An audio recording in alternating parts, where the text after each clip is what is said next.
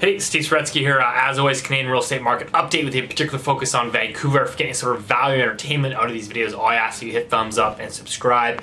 Questions, comments, put those below. I want to welcome all of our new subscribers this week. After that shout out from Maxime Bernier, who shared one of my videos there on Twitter. And so kind of interesting that he is tuning into the show. So welcome, Maxime, and welcome to everybody else. And for all of those who are all upset and sliding into my DMs telling me, oh, you sure you want to be associated with Maxime Bernier? Yeah, yada yada. Again, I'm apolitical. I could care less. Any kind of support that I get, whether it's from the left, fringe politics, or on the right, we welcome any sort of viewer and supporter of the show. This is a channel that is designed, that was created to really seek out the truth. It's not about politics and what you want to feel or believe in. It's more so, again, what is the truth? How can we provide some value, particularly to those who have an interest in the Canadian economy and specifically in Canadian housing. So that's what it's all been about.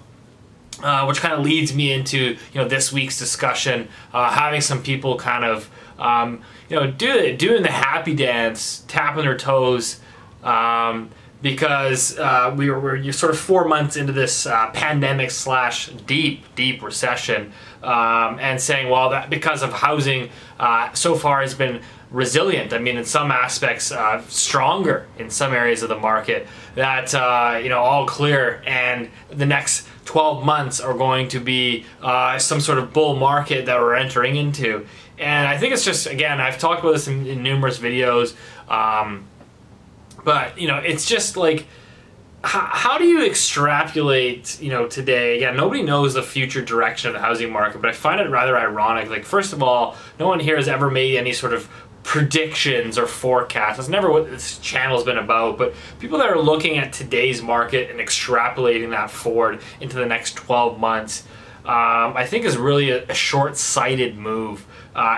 There's so many things that hinge on policy-making decisions. Obviously, we know central banks, what they're going to do. Governments are going to try to support housing, etc., to the best of their ability. But at the end of the day, we still have this mortgage deferral cliff, for example, that continues to grow. Mortgage deferrals have now still inching higher, 16%. It was 15% for the last number of weeks. That number is now ticked higher, where 16% of Canadian mortgages have had some type of deferral, whether that's a 1-month deferral or a 6-month deferral approved. 16% just at Canadian banks. Again, don't include these private mortgage investment corporations, private lenders, alternative lenders, etc., which obviously make up a larger and larger component of the real estate market over the last couple of years.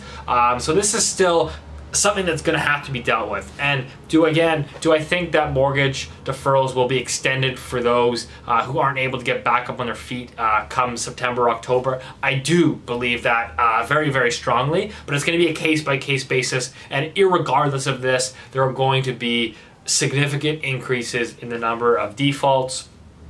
So this is something that we're going to continue to keep an eye on. And again, this doesn't just preclude to mortgages. I mean, over almost 500,000 credit cards have been deferred in Canada. So you basically, again, put pause on the market. And so it's how do you determine where the future value of, say, home prices or activity is going to be, not only just in the housing market, but in the broader economy. When you've kind of put everything on pause. Again, you're subsidizing businesses, subsidizing consumers, etc. So there's still much more to be played out in this story. But speaking of which, you can sort of add to that. Again, how is this going to play out? Do you have schools reopening? We had the Immigration Department of Canada coming out and telling us that foreign immigrant students, international students, to stay home. 650,000 students last year came to Canada to study on a student visa. 650,000. They're being asked to stay at home. If they're not already here and they received their student visa after March 18th, Regardless, they want them to basically stay home. That's the essential message. So again, that's a huge shock to the rental market, which all feeds back, obviously, I think what's been driving the market right now, at least from everything that I'm seeing, is this local end user. The investor has really pulled back. The segments of the market, again, people extrapolating, say, housing over this 4-month period. It hasn't been a clear straight line. It's been a very mixed market. I mean, for example, downtown condos in Vancouver are down. I have them down 10%. Okay, it's not going to be every single building, but if you're actually looking and doing your job and seeking out deals, you can get a 10% discount any day of the week. Now, if you're looking for a house in the suburbs, like those things are rock firm. So this hasn't been an even market. It hasn't been evenly distributed.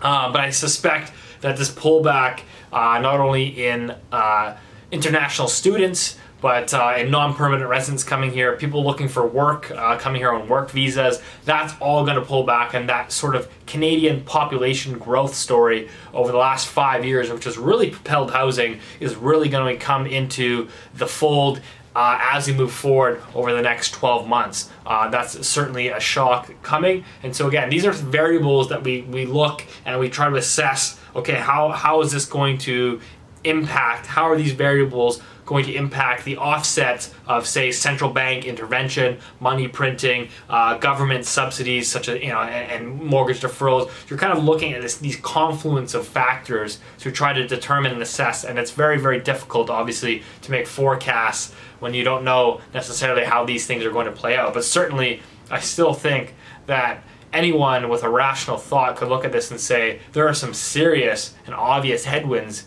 to factor into. And it's just like anecdotal things that I see on the ground as well. I mean, I've been working with a client for the last couple months, first time buyer, in the market, sort of getting their feet wet. COVID happens, those plans get put on hold. Just find out this week that she has now just lost her job. Just recently, again, obviously avoided the first wave of layoffs, but as we start to see, company revenues coming in, we're seeing, more and more of these companies, these large companies. I think LinkedIn just laid off a whole bunch of people, for example, but large companies laying off more of the white collar jobs as revenues dry up, and as that demand gets impacted, they're looking to start cutting expenses. So it was easy to kind of lay off immediately a lot of these low-income earners and just tell them, hey, you know what, go on CERB. That's easy to deal with. But as we start to, again, as these businesses start to see where revenues are going to come in, that's when some of the more difficult decisions have to be made. So again, things to kind of factor in here moving forward. That's kind of where I want to leave it today. Is I just think that there's a lot of things that are left unanswered. And again, I will say this without a doubt. So everyone is talking about, and I've been talking about this too, is wow, there's been a lot of activity here in, say, July in Vancouver, and we're hearing the same thing in Toronto, Montreal, Ottawa, even in Calgary. Wow, there's been a lot of activity. But what happened was the spring market was suppressed. It did not happen. So the busiest time of the year, which is April and May, was on pause. And so if you actually look at Greater Vancouver, we can see that just last week, weekly new listings, so people listing their homes on the market for sale, and weekly sales, people selling their homes, hit an all-time high for the year. In July. We don't ever see that. We don't see record activity levels of not only sales, but new listings in middle of summer. That just doesn't happen. People usually go away on vacation, they forget about real estate. But again, because you had 2 months, April and May, the busiest time of the year historically, put on pause, frozen, that activity is now being conducted in July. So again, what is it going to look like? You can maybe have that sort of spring market carry over into August, and then what does the fall and the winter start to look like? Are those going to be normal fall and winters, or are these going to be completely different? And so these are the things to understand how the data is actually calculated, and understanding the secret sauce behind the numbers. And so I think that's important to, again, contextualize. But I'll leave that with you this week. If this brought you any sort of value or entertainment, help us continue to grow this community. Hit thumbs up and subscribe. Appreciate your support. See you next week.